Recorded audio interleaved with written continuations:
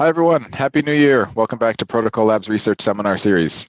Our first 4 speakers of 2021 are all Protocol Labs researchers. So we invite you to come out and learn a little bit more about what we are doing across the organization on the research level.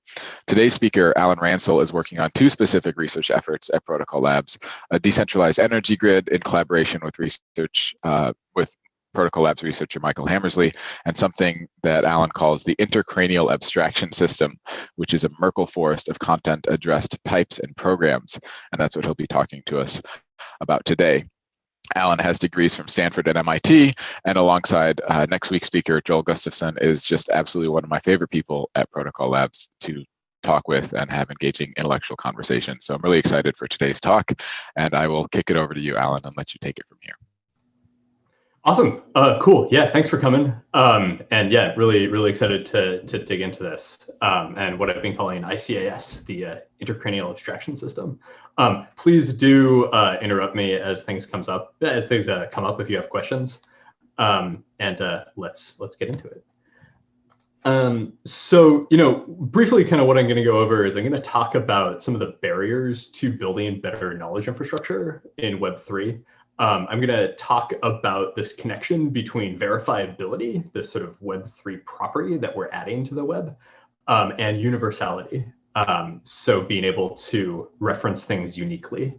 I'm going to talk about what ICAS is, this type system for building better knowledge infrastructure.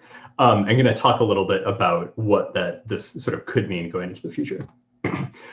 So overall, advances in computing have really allowed us to rise in the abstraction level that we are using to do our work, right?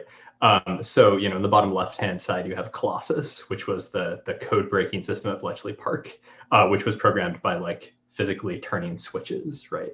And in the upper right-hand corner, you have things that let us work at really high abstraction levels, increasingly not through hardware advances or through even advances in programming languages themselves, but in the packages that we're able to use and compose with each other or plug into each other. And so, so I said compose. Compose means this very specific thing. So I think a lot of people take 2 packages or 2 modules and they define some interface between those modules and they connect them to each other. That is modularity, right? So if you have this shopping list module that keeps track of all the stuff you need to buy, and then there's this other inventory module at the store that keeps track of how much individual items cost.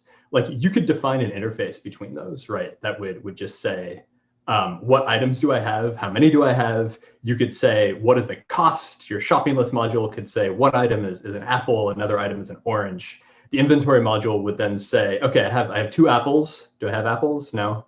Do I have oranges? No, I don't have any oranges. And it would think that it's going to cost you $0 to buy everything in your shopping list. So despite the fact that these modules are modular, right, there is this well-defined interface between them. They can pass information between them. That is not what you would call compositional. And so what does compositional actually mean more precisely? So in category theory, compositional means that if you have 2 relationships between things, so F is a relationship between an input type A and an output type B, and G is then a relationship, right, between these other 2 types.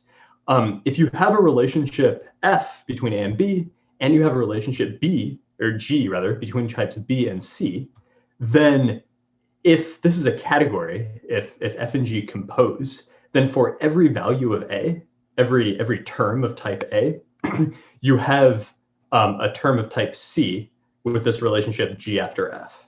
If that makes sense. So when we say that 2 things compose, we really mean that for some property, right, like a property in which you've properly accounted for all of the things in your shopping list, you always get the answer that you want, right? So saying in general that 2 things compose doesn't really make sense. They really have to compose with respect to some property, right? And so another example of where you might have modularity but not composition is if for some values of type A, you can run them through F and that's fine, but then plugging the resulting value of type B into G crashes G, right? Then like you might have a path from A to B for a lot of values. You might have a path from B to C for a lot of values, but you wouldn't have this path from A to C for all values, right? And so compositionality is a lot stronger than modularity. And so the question is, as we're sort of rising to these higher abstraction levels, right? As we're trying to take these different modules and plug them into each other more automatically, right? Have that process be easier. How do we achieve better compositionality between these open source modules? And so this is really connected to the concept of decentralization, right?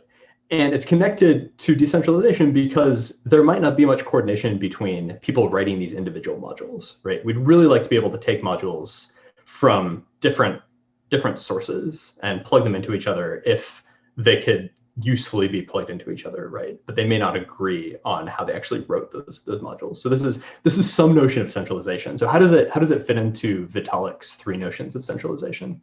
I'm not going to talk too much about architectural centralization or political centralization, but really I want to unpack three different concepts in this notion of logical decentralization, right? So one of the points Vitalik makes is that a blockchain comes to consensus on a state of the system and presents that state, right? And so it is therefore logically centralized. Whereas something like BitTorrent or IPFS presents a bunch of nodes and they can all sort of interoperate, but there's not much of a concept of consensus there, right? So that's one notion of logical centralization. The other two have to do with this interface and data structures, right? And so you could say that there's a concept of syntactic centralization, which is like, do you present an interface that makes sense to the other module, right? And then there's this concept of semantic centralization. So do the data models that you use when you're designing this one module, are they the same as or interoperable with the data model that you use when designing this other model? And something like a type checker can check syntactic coordination between two modules, right? But the type checker can't save you from ascribing a different meaning to the same variable, right? So the semantic centralization concept is a lot more slippery, but we'd really like to be able to build systems that let you plug modules into each other without requiring the like huge amount of work that goes into these different developers achieving some sort of a consensus about what data models they're using. Ideally, that would be cool. So a way of looking at this is if two modules have both syntactic and semantic coordination, then they're compositional, right? They can exchange values and those values mean the same thing after you exchange them. If they use the same data model, right? They like think about the problem the same way, but they name their variables differently. So they're not like syntactically coordinated. You could build a converter that renames stuff, right? And like that's possible, at least in principle.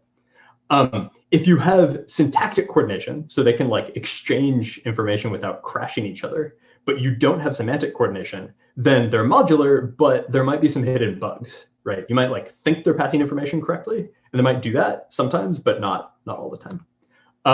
And then, you know, not having semantic or syntactic coordination is just these two people wrote these different modules, right?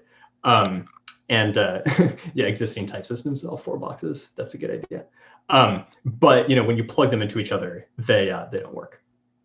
And so we achieve compositionality mainly through semantic centralization, right? So if you think of a bunch of developers coordinating as to what data models you're going to use, when you're you know working on some project.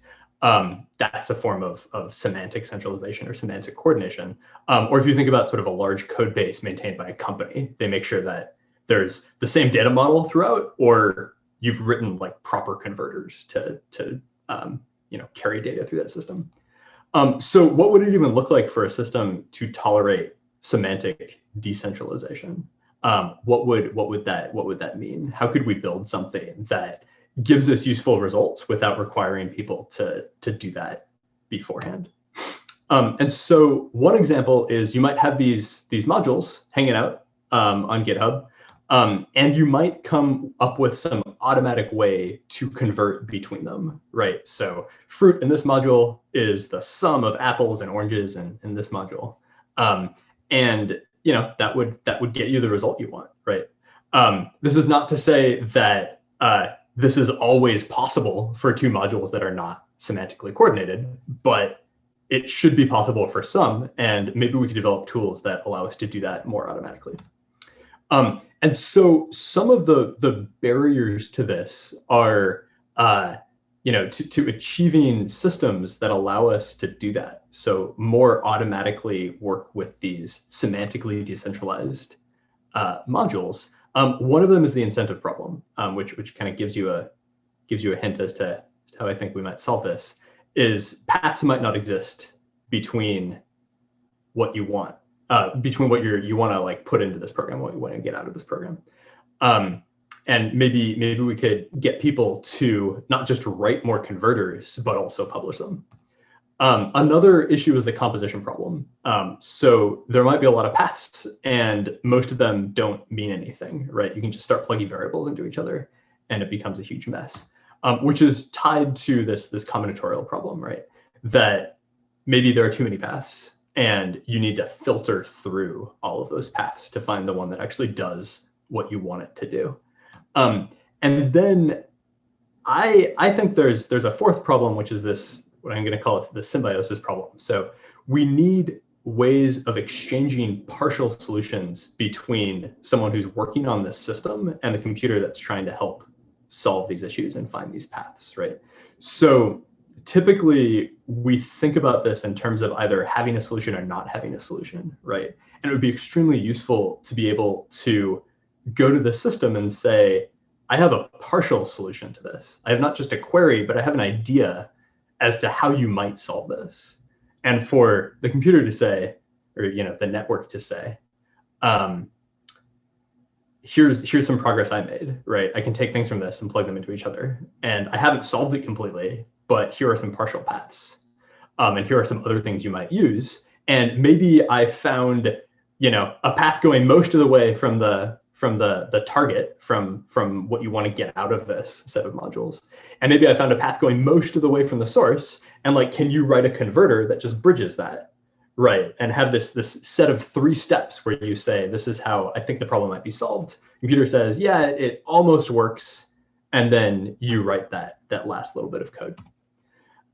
So verifiability and universality are 2 different concepts that I'm going to make the case are sort of really different ways of looking at the same thing, and are super relevant to building this knowledge infrastructure, right? So clearly, in a Merkle tree, right, you have this whole data structure, and what this allows you is to efficiently verify that if someone gives you a block of data or a node, that it actually fits, right?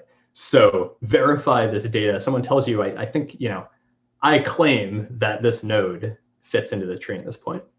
And you can efficiently verify by following all the hashes through the tree that, yes, that is indeed the correct node. And as the tree grows, the number of verification steps you need is the log of the size of the tree. So that's great. But if you think about this in terms of not just verifying that a piece of data belongs in this tree, you can think of this from more of an information theory perspective and say, what am I verifying this with respect to? And of course, if someone gives you 3 different nodes, right, you couldn't just, you don't need them to tell you which node belongs in this tree, right? You could choose among those 3 nodes which node actually belongs. If someone gives you 3 nodes, or if someone gives you 100 nodes, or 10,000 nodes, or an entire internet of nodes, right? And that's the whole point of IPFS, right? That's this concept of content addressing, that you can actually not just verify that your data fits into this data structure, but that as people have been building these data structures, that the cryptography that they've been using has been significantly overpowered for just verifying those individual data structures, right? Even if you have an entire Merkle forest of different data structures, right? You can show, you can have them interoperate, right? So you have these hash links that allow you to universally address that data And so what does this mean for this project of wanting to build sort of better knowledge infrastructure that finds these potentially long paths between these different modules? Well, so it means that even if you ignore the data models that are inside of these modules for a second, using content identifiers, we can immutably and securely define the interfaces between those modules, right? And so going back to this diagram, what that means is it's at least possible to achieve syntactic coordination between these different modules in a decentralized way, right? So you can take the interfaces and you can define those interfaces, and you don't need any sort of, you sort of automatically have this ground truth, right? Once you've defined this interface and content addressed it, that is immutable and secure. I guess, are there any questions or points there before we go on to what this type system actually is?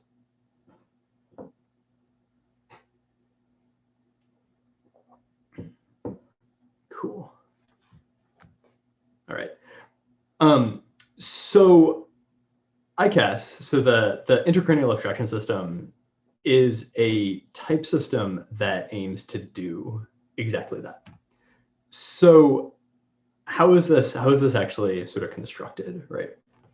So you have these primitives, and this notation here is from type theory. So it says, the CID is of type string, and it may have additional constraints, but you can think of it as a string.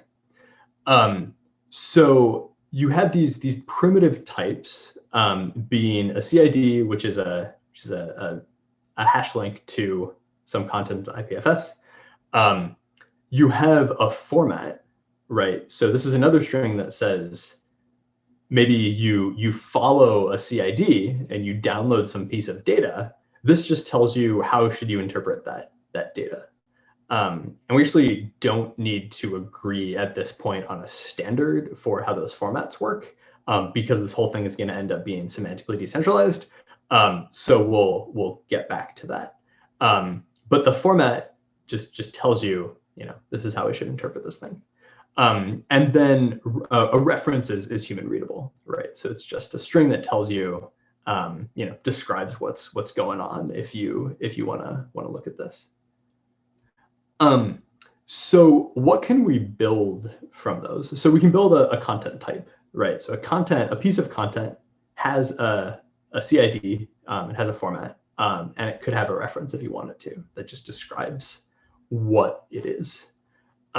So among the content types is a type, which is a type of content where you that defines a format for data, right? So an example of a type is my type has some CID. The CID you can go to IPFS, you can look it up. You can find some piece of data there. This format tells you it's this type of JSON schema. It follows this draft of JSON schema, and that defines a data format, right? So you could take a piece of data and you could check that it actually fits the schema that you found at the CID. You can also have an executable, which is either a content type or it's called a function chain type, and we'll get back to what a function chain is. But so an executable has a CID, tells you to go find some piece of data at that CID. It tells you what format that data is. So say it's a precompiled WebAssembly program of this version of WebAssembly, and you could then find that program and you know how to run it, right? So going a level higher than that, there's a function type, and a function type has the following stuff. So the CID is just a placeholder. The format, by the time you've gotten to this format, you've already made some assumption about what the format is. But it has these three additional keys, right? So it has the source key, this target key, and this executable key. And what it says is this function, which is contained in the content at exec, right? This function expects a type defined by the source type, and it expects a target defined by the target type. And it suggests, right, there isn't a guarantee here necessarily, but if you believe this function, when you plug in a type or a data that matches the source type to exec, it'll give you something of the target type. Okay, so far, so good, right? So you could, if someone gives you a piece of data and says, run this function on this data, you could make sure that all of the formats are supported by whatever environment you're running this in. You could verify that the data matches the source type. You could load the executable type. You could run it on that. You could get that output and make sure it matches. So going beyond this, you can take functions and make arrays of them, right? And so a function list could be empty, it could be an individual function, or it could be a list of functions, right? Or a list of function chains, because these two types starts getting a little more complicated, right? These two types are sort of defined recursively in terms of each other, which is fine. A function list you can think of as just a set of functions, right? We're not necessarily making any guarantees that these functions compose or that they're even modular. It's just a set of functions that you might be interested in. A function chain has this additional guarantee that the types match, right? So if you have some data that you can put into source one, you should be able to execute the first function and then the next function and get that output type, like in this diagram here, right? So function list is a set of functions. Function chain is a set of functions that are modular when you apply them in sequence. So the sort of next level of complexity here, right? Hopefully all of that was relatively straightforward, just how you would content address functions. The next level of complexity here is how do you actually run a query in this system that solves the symbiosis problem, right? So how do you represent partial solutions? Actually, there's a question in the chat, would you support generic functions too? And yeah, I mean, a lot of those kind of implementation details we're gonna get to in like 2 complexity steps from now, where you see sort of how this whole system is defined. But yeah, you could write some code that supports generic functions. So this question is, how do you take this system and not just query it to find paths, right? Like this source 1, then target 1 equals source 2 and target 2. That's a path. You can imagine how you might write some code that finds paths through that.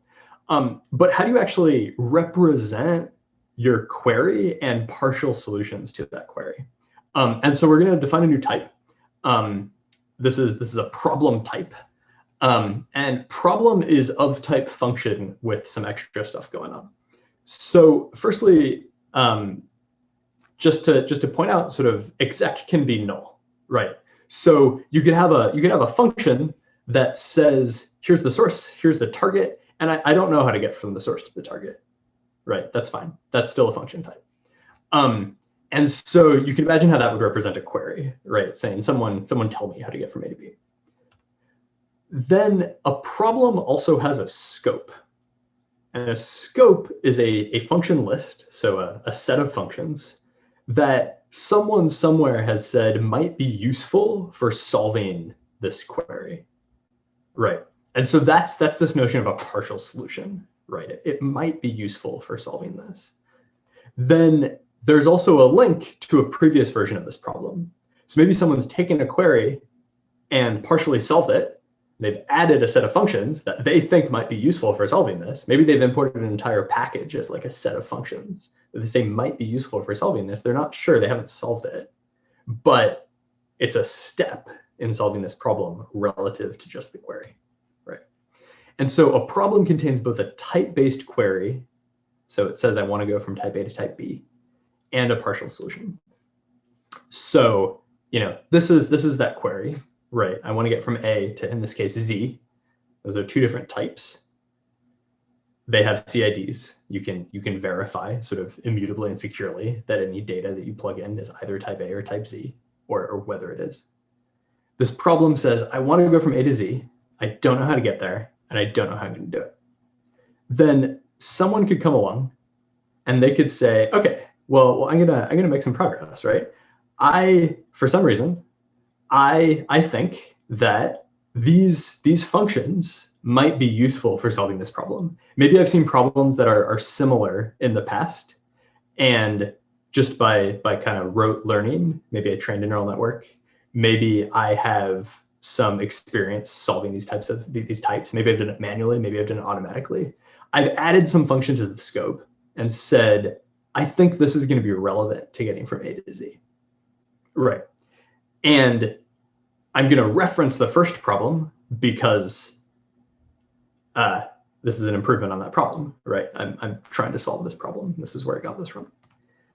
Then someone can come along and say, oh, actually, those types do match. And here's a solution to that problem. And we're going to put that function chain into the executable field for problem 3 and reference problem 2. So this is a log not just of the problem that you solved, but of how you solved it, right? So you can imagine exchanging partial solutions between different modules or between people in modules to work on this problem. And so problem swap, yeah. And so then the next question is, okay, so like, what do these arrows actually look like? And there's actually a really, really simple answer to what those arrows are. Those are functions where the source is a problem and the target is a problem, right? And so now we've defined this whole system in terms of itself, right? So we've said, okay, we actually don't need to agree on, earlier when I said we don't need to agree on some universal standard for formats, because a strategy knows what formats it supports, right? So if you have a function that is trying to solve a problem, and maybe it comes across some functions that are in the scope of that problem, right? If it doesn't know how to interpret them, right, it goes to their format and it says, I don't know what that is, then it's just gonna ignore them, right? Hopefully, or it could crash, could do all sorts of things. But the point is that the strategy itself is what gives you the definition of all of those other terms that I said we can define later, right? Or write something that solves or uses a generic function. And so here are things that a strategy could do, right? It could add functions to the scope. It could search the scope and try to find a function chain. And if it finds one that matches, it could promote that to an executable. It could search the scope for other strategies, right? So functions with this signature, and it could run them on the problem and add to this problem chain. A problem might have additional metadata, right? It might be unstructured. It might have additional fields that sort of aren't part of this definition, but someone decided that this data might be relevant to solving this problem, and maybe a strategy knows how to look for particular fields and use that to solve this problem, right? So there's this notion of unstructured data that kind of tags along with the structured data in this problem. It could search for incomplete paths. So that's that like symbiosis concept where you say, I found a path from the target and I found a path from the source. Can you write a converter that bridges those two?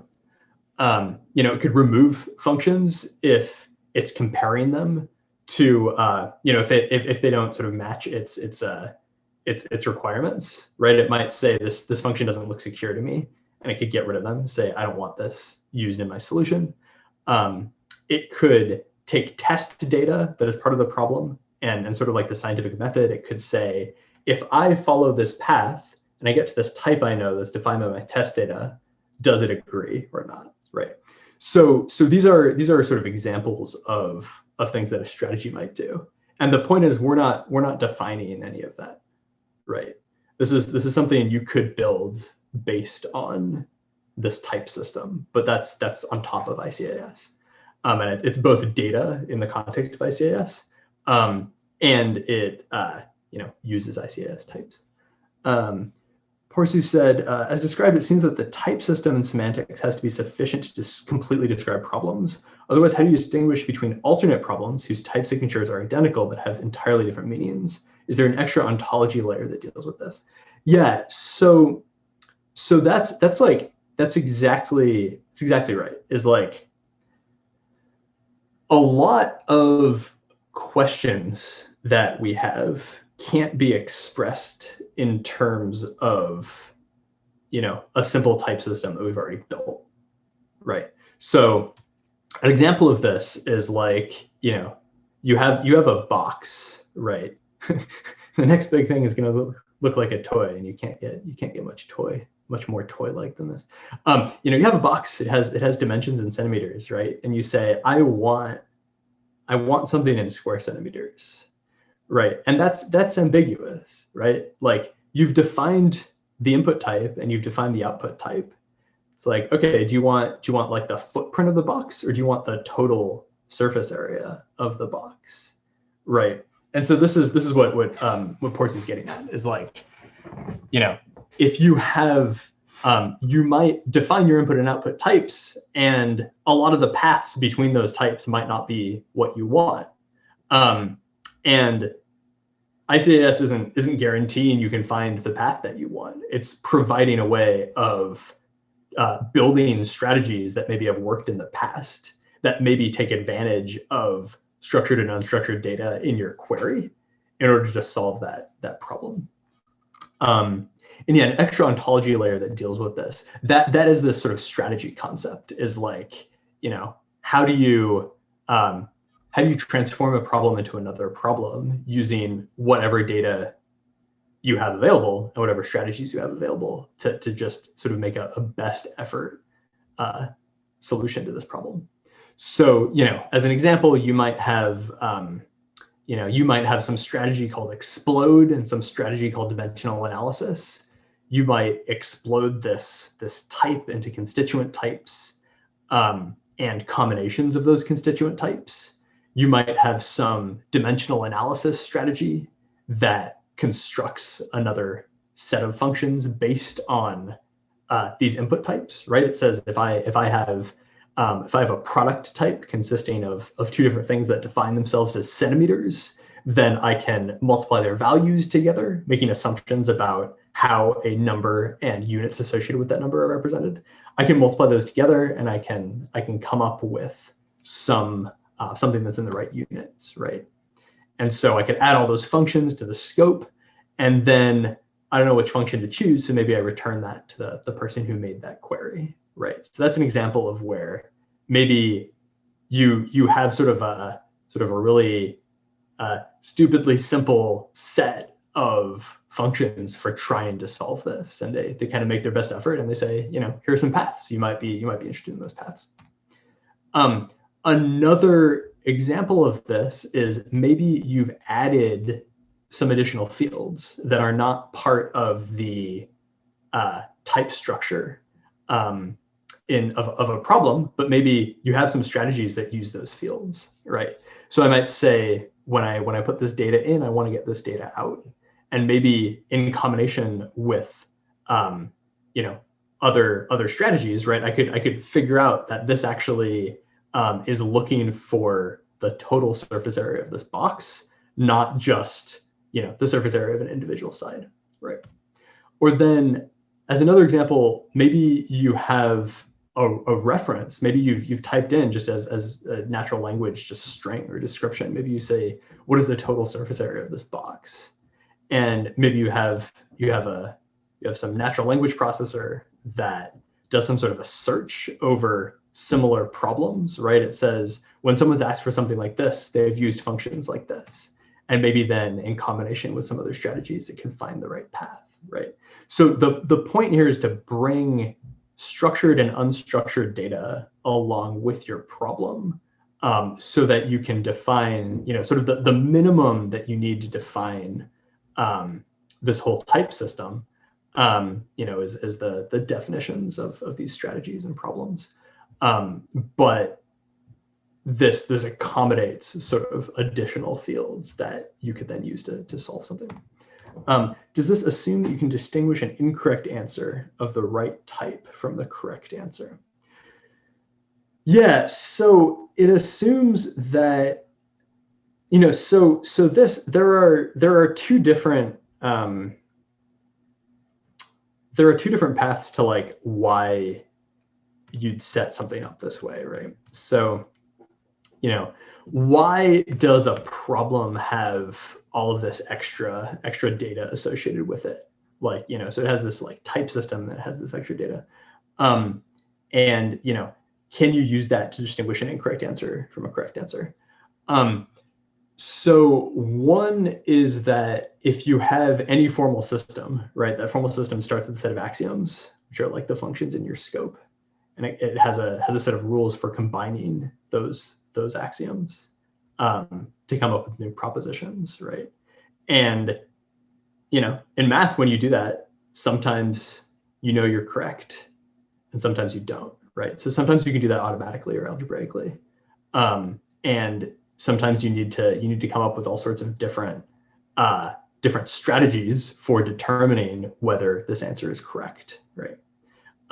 So that's kind of one way into that, right? That it's like, in formal systems generally, you don't necessarily know that you've gotten the correct answer, or maybe you do. Maybe you have some strategy for showing that. And then the other is from dual process psychology, which gives you the same fundamental kind of format, is where you start with a set of potential solutions. You're confronted with a problem. Dual process psychology divides your thought process into system one, which does this sort of search through things that you've encountered before to provide a small number of thoughts to your sort of conscious deductive reasoning, saying these are elements that I think might be useful, and then you sort of deductively work through those and decide like what is the actual solution, right? And then again, a strategy which can be represented as a function in the scope might help you determine whether an answer of the right type is correct or incorrect. What is an example of a product that will be enabled by this technology? So that, let's see. So we're working on a version of this. So what is an example of a product enabled by this technology? So I think the last section I wanted to talk about here is really just sort of looking forward. And I think that has a lot to do, what product could be based on this, right? Has a lot to do with what is your incentive structure for getting people to actually write stuff according to this format, right? And so you could imagine, this first question, this like incentive problem, right, where paths may not exist, which is closely related to this combinatorial problem where too many paths might exist, right? You might have a strategy that just gives you a bunch of paths, like the majority of which are garbage. So the question is like, how do you write code that both gives you functions of the right signature and comes up with ways of determining whether a function has the right signature? So things like dimensional analysis, right, that would manipulate units and figure out whether your function works or not. So you could imagine a system where you tokenize bits of code, right, and you incentivize people to use other people's code. Like you get a royalty based on people using your code, and if you just like copy someone else's thing, you don't get as much money for that. And you could imagine sort of incentivizing people to publish these bits of code that are meant to be reused, in which case building these converters, right, taking an image that's a set of dimensions and making an image that's a different set of dimensions. Like these types of converters that, we all spend a lot of time building, right? If you take two modules and you try plugging them into each other, often they don't quite work. So you have to build something that bridges them. this suddenly sort of incentivizes people potentially to build a lot of those converters and publish them in a way that makes them sort of easy to access, so that you can find paths between these different subsystems. So just thanks for the answer. Just to follow up though, because what you're saying is it really has very sort of heavy implications. Like basically, it means that it can connect all code on GitHub, right? And people have been trying to do this forever. So it's really like, it's kind of like the Go and the Julia languages are kind of modern examples of how you can, because their type systems are trying to basically Right. make reusability as safe as possible and as flexible as possible with like a balanced trade-off, which is different in both of the languages. But I'm just making a point though that I guess the way I would phrase a question is, how, like, let's say I live only in the Go world, so it's like a simplified situation, or only in the Julia world. How is this type system going to add value to my ability to share packages already just based on the capabilities of both of these languages to refer to, just to use other packages? Yeah. I mean, I think two things. So if you express functions, in this way, you can tokenize them and then track who's using them, right? And then potentially compensate people for them. So that's a huge issue in in Web3, right? That we're solving, is how do you take these primitives that Web3 affords you, right, and actually track what people are doing and maintain some sort of consensus as to the overall state of that system, right? So that's yeah.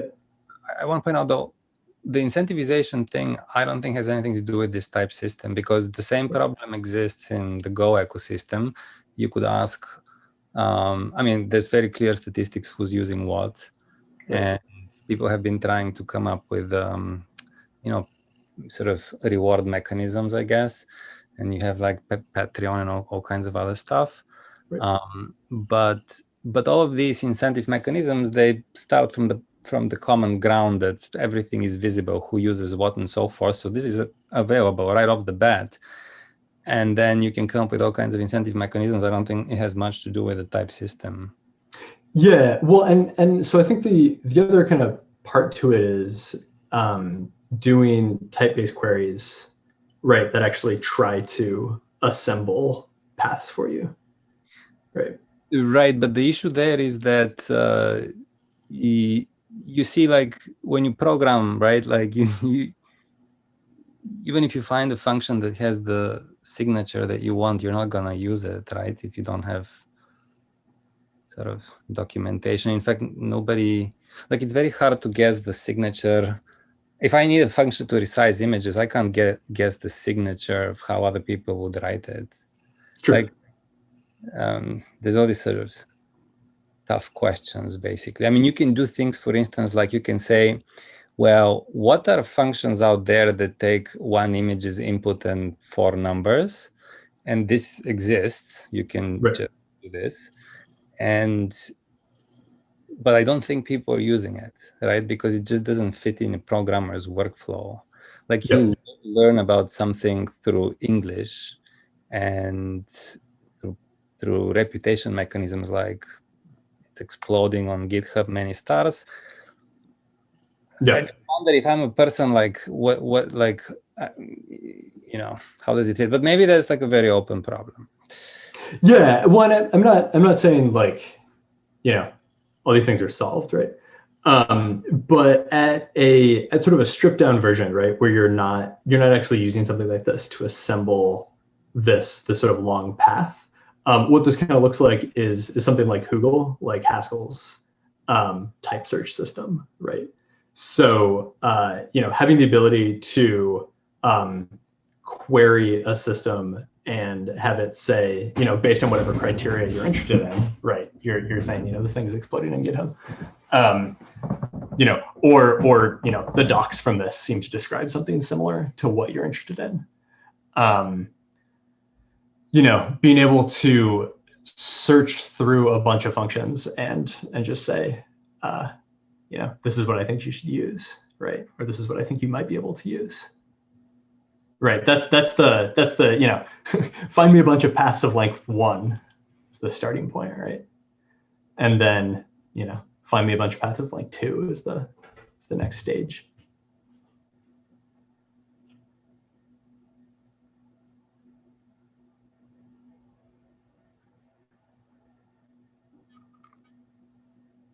Any other questions, thoughts,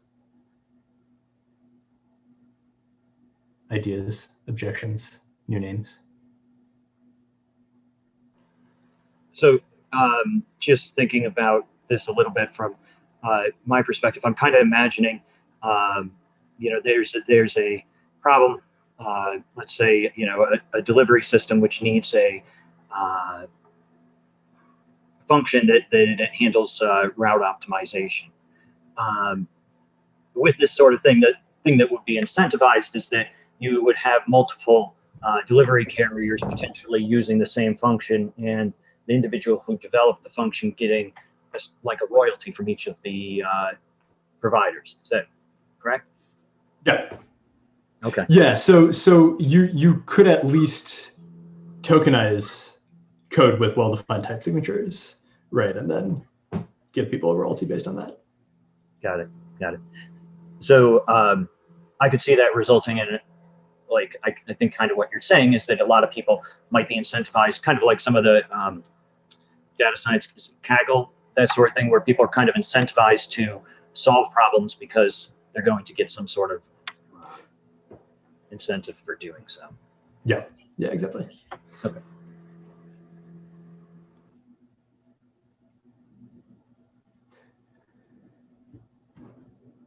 Yeah, and there's definitely a lot of kind of systems for doing the same type of thing in a less automatic way, right? Like Pitar, you mentioned Patreon, right? Or like any of these sort of bounty programs, right? The question is, like, could you systematize that? I mean, I'm like, maybe my mind is too polluted from knowing how industry works, but so the bigger problems in industry are like, I mean, first of all, companies don't outsource, even to just regular outsourcing companies.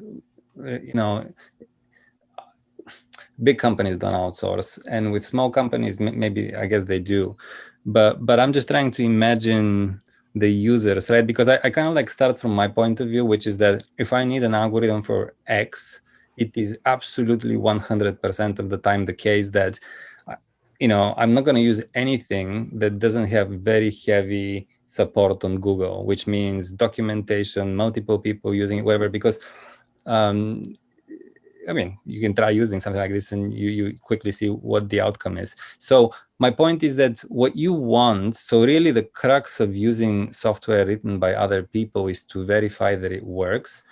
And if you cannot automate verification, which is a different problem than type system, I mean, you can argue that you can combine them, whatever, but like verification is the problem that stops trade, I think, and makes people resort to accounts from other people, because these accounts are basically like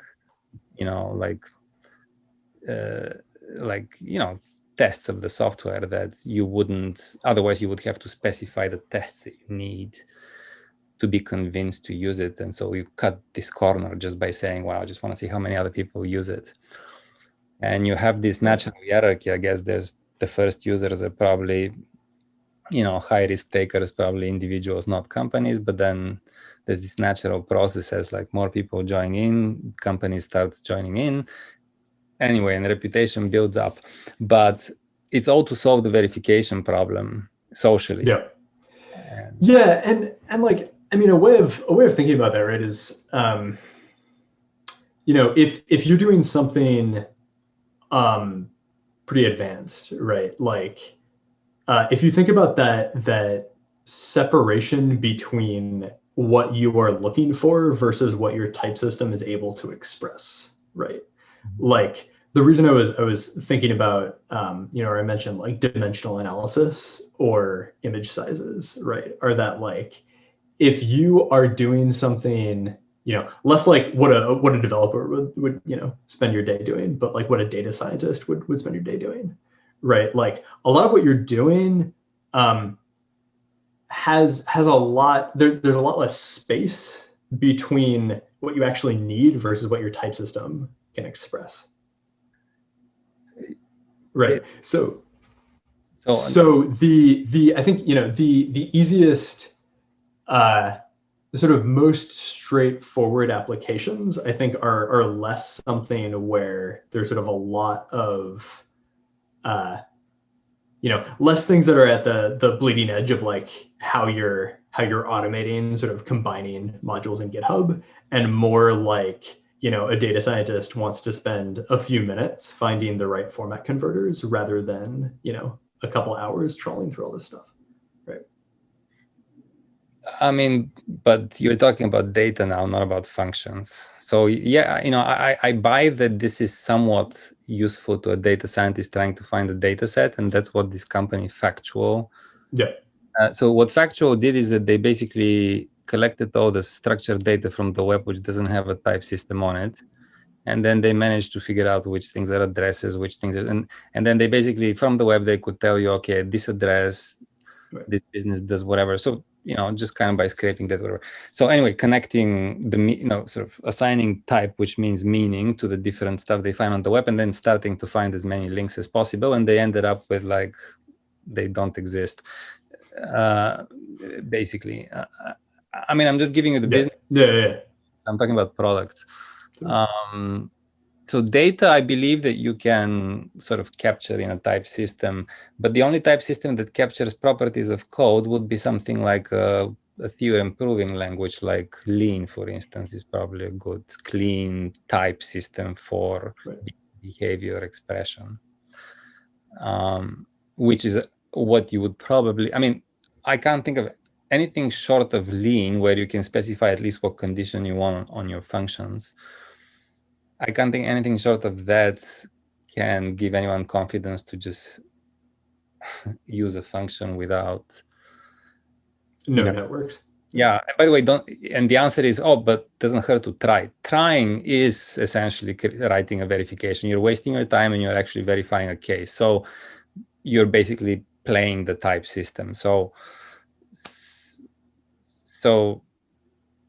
really the question is, are you confidently able to use something based on this automation? And I think for functions, you need a rich language with like Lean, basically. If you want to stay in a clean type system, Lean basically does sort of all of these things, essentially. True. Yeah. Anyway. Yeah, I mean, there's a lot of space between being able to between like actual formal verification and building something that works on the examples that you want it to work on, right? And like, there's no way anyone's gonna use an initial version of this and just like trust that it works for anything high risk, right?